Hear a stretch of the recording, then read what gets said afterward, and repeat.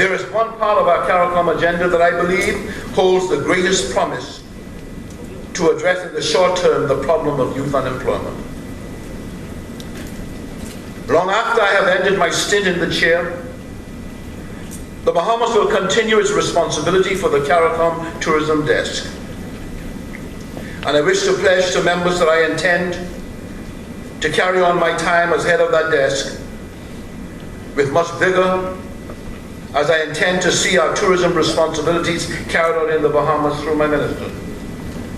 That vigor will reflect my strong belief that it is through tourism growth, through tourism development, that we have a collective opportunity to begin to address our problem of youth unemployment most rapidly. Mr. Chairman, I crave your indulgence for these last few paragraphs.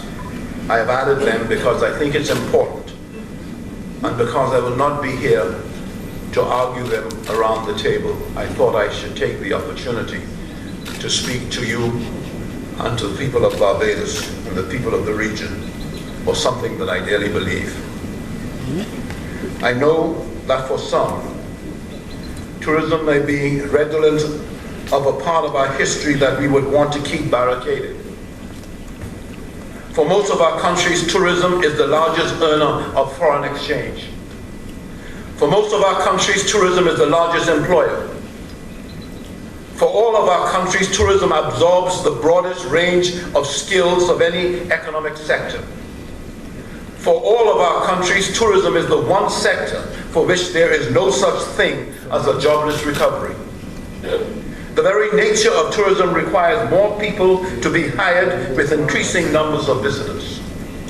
If unemployment, especially youth unemployment, is the scourge of our times, there appears to be no better economic sector for us to embrace in leading us closer to the promises that we all have made in our lands. I come to this view not only because of the intrinsic benefits that tourism delivers.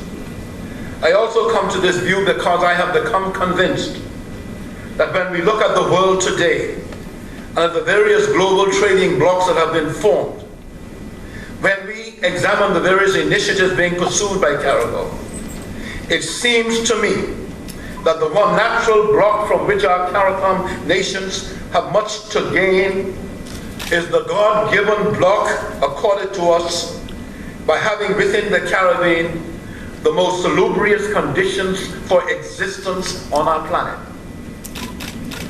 Only us must believe it. Only us must understand that old doxology, one love, one heart. Let's all get together that we heard and feel all right. Only us would know the topography, the beautiful waters. Only us would know the flora, the fauna. And only us would know that the priceless commodity is our people. That gives a definition and a flavor to this being one of God's most precious creations. I am convinced that tourism, the largest part of our collective economy, and in most cases the largest part of our individual economies, deserve much more attention at our regional meetings. Further, I am persuaded that tourism development and all that it entails is the fastest path to reducing unemployment in our region and the fastest path to reducing the debt burdens that terrifies upcoming generations. We are supposed to make each generation better.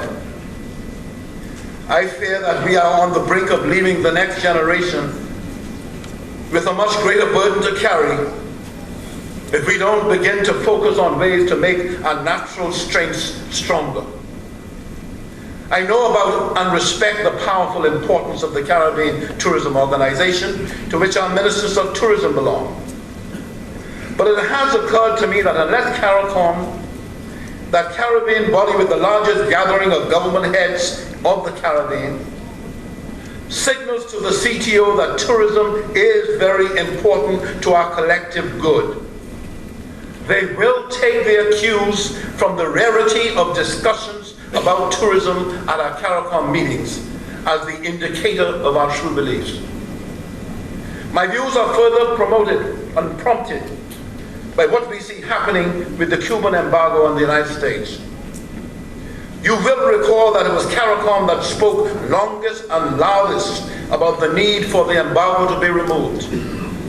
In fact, not long after our most recent meeting as a body in Cuba, the announcement of intent was made by President Obama. Mr. Chairman, I have to tell you that after reading the paper produced by the Caribbean Hotel and Tourism Association on the likely impact on Caribbean tourism of the reopening of Cuba to travel for United States citizens, I hear their appeal for us to act as a group, to take full advantage of the opportunity to our collective benefit. In their recommendation to establish a Caribbean Basin Tourism Initiative, I hear their appeal for CARICOM to act in a more concerted manner. That Caribbean Basin Tourism Initiative promises that our citizens can receive benefits from our collective action that we might not be able to achieve for them as individual nations. We need to take action to achieve the reciprocal reduction of taxes on airline tickets between the United States and Canada. The present high taxes have the effect of reducing travel rather than increasing it. I'm not suggesting for one moment that we should remove all taxes from airline tickets immediately and invite the United States, Europe, and South American countries to do the same. What I am asking is that we examine the likely effects of such a move on employment, on total spending, and on tax collection. I do know that a recent PricewaterhouseCoopers report on the effects of United Kingdom imposed APD on airline tickets has been negative for the UK in terms of jobs and tax collection.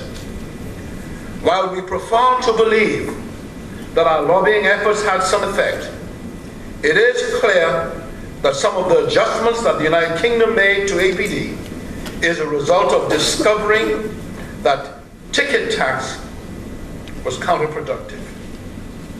So with taxes on airline tickets approaching 65% of the total ticket prices in some cases in the Caribbean, there is an argument to be made that the social and economic benefits to be derived from increased volumes of visitors exceed the taxes removed.